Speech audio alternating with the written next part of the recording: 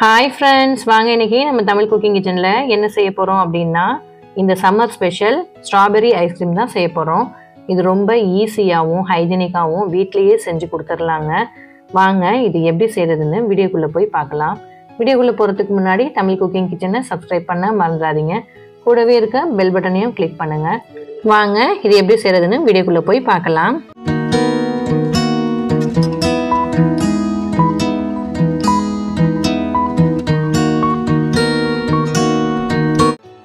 இப்போ ஐஸ்கிரீம் செய்கிறதுக்கு முன்னாடி நம்ம ஸ்ட்ராபெரியை குட்டி குட்டியாக கட் பண்ணி எடுத்து வச்சுப்போம். இப்போ ஏன் அப்படின்னா இந்த மாதிரி கட் பண்ணுறோம் அப்படின்னா நம்ம ஐஸ்கிரீம் சாப்பிடும்போது அங்கங்கே வாயில் கடிப்பட்டுச்சுன்னா ரொம்ப சூப்பராக இருக்கும். அதுக்காக தான் இப்போ 1/4 கப் அளவுக்கு நான் ஸ்ட்ராபெரியை இந்த மாதிரி கட் பண்ணி எடுத்து வச்சுருக்கேன். இப்போ இது கூட இந்த பழத்தை சாஃப்டாக ஆக்கிறதுக்காக 1 ஸ்பூன் அளவுக்கு பவுடர் சுகர் சேர்த்து இதை நல்லா மிக்ஸ் பண்ணி எடுத்து வச்சுக்கோங்க. இது ஏன் அப்படின்னா பழத்தை ரொம்ப சாஃப்டாக ஆக்கி கொடுக்கும். அது புளிப்பு சுவையாக இருக்கும்ல, அது கொஞ்சம் இனிப்பும் கலந்துருந்தால் அருமையாக இருக்கும். அதுக்காக தான். இப்போ ஒரு மிக்சிங் பவுல் எடுத்துக்கோங்க. அதில் 1 கப் அளவுக்கு ஃப்ரெஷ் க்ரீம் எடுத்திருக்கேன். இதை எலக்ட்ரிக் பீட்டர் இல்லைன்னா ஒயர் விக்ஸ் வச்சு நல்லா பீட் பண்ணி எடுத்துக்கோங்க. ஸ்டிக் பீக் வரணுன்ற அவசியம் இல்லை. நீங்கள் நார்மலாக இதை நல்லா பீட் பண்ணுங்கள். பாருங்கள், கொஞ்சம் திக்காக ஆகுது. உங்ககிட்ட ஃப்ரெஷ் க்ரீம் நீங்கள் வீட்லேயே எடுத்து பால் ஆடையை எடுத்து சேர்த்து வச்சுருந்தீங்கன்னா நீங்கள் அதில் கூட இந்த மாதிரி செய்யலாம். பாருங்கள், இந்த அளவுக்கு கொஞ்சம் திக்னஸ் வந்திருக்கு. இப்போ இதில் நான் 1/4 கப் அளவுக்கு கண்டென்ஸ் மில்க் எடுத்திருக்கேன். இது ஆப்ஷனல் தாங்க, ஆனால் இது சேர்த்தா நல்ல ருசியாக இருக்கும். இதையும் நல்லா பீட் பண்ணி எடுத்துக்கோங்க. நல்லா மிக்ஸ் ஆகிடுச்சு பாருங்கள். இப்போ இதில் நான் ஸ்ட்ராபெரி க்ரஷ் வச்சுருக்கேன். அதை ஒரு 3 டேபிள் ஸ்பூன் அளவுக்கு சேர்த்துக்கோங்க. இது கூட 2 சொட்டு அளவுக்கு பிங்க் கலர் ஃபுட் கலர் எடுத்துக்கோங்க. இதையும் நல்லா பீட் பண்ணிக்கோங்க. உங்ககிட்ட ஸ்ட்ராபெரி க்ரஷ் இல்லை அப்படின்னா நீங்கள் என்ன பண்ணுங்கள், ஒரு கைப்பிடி அளவுக்கு ஸ்ட்ராபெரி எடுத்துக்கோங்க. அதை மிக்சியில் நல்லா தண்ணி விட்டு அரைச்சிக்கோங்க. இது கூட 3 டேபிள் ஸ்பூன் அளவுக்கு சுகரை சேர்த்து நல்லா கொதிக்க விட்டு சுண்ட விட்டு இறக்குங்க. இதுதான் ஸ்ட்ராபெரி க்ரஷ். நீங்கள் அதை கூட சேர்த்து செய்யலாம்.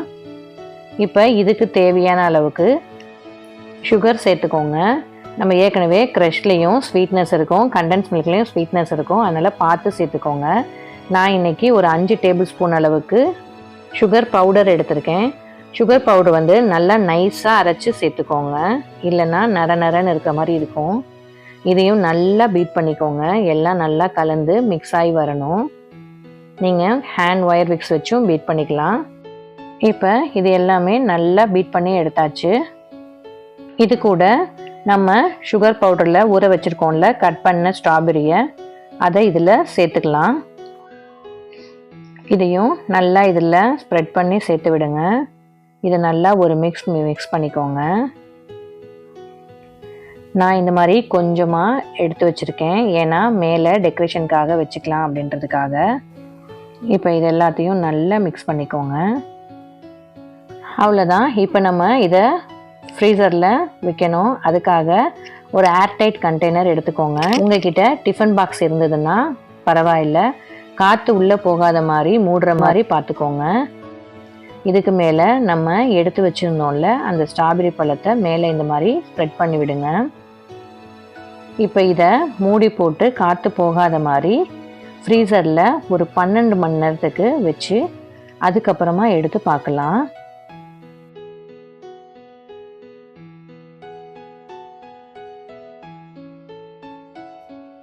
12 மணி நேரம் ஆயிடுச்சு. பாருங்கள், அருமையாக ஐஸ்கிரீம் செட் ஆகிருக்கு பாருங்கள்.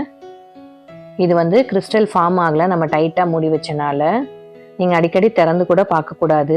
பாருங்கள், யம்மியான அருமையான ஐஸ்கிரீம் ரெடி ஆகிடுச்சு பாருங்கள். இது சூப்பராக இருக்கும். இதை நீங்களும் இந்த சம்மருக்கு செஞ்சு பார்த்து குழந்தைங்கள சந்தோஷப்படுத்துங்க.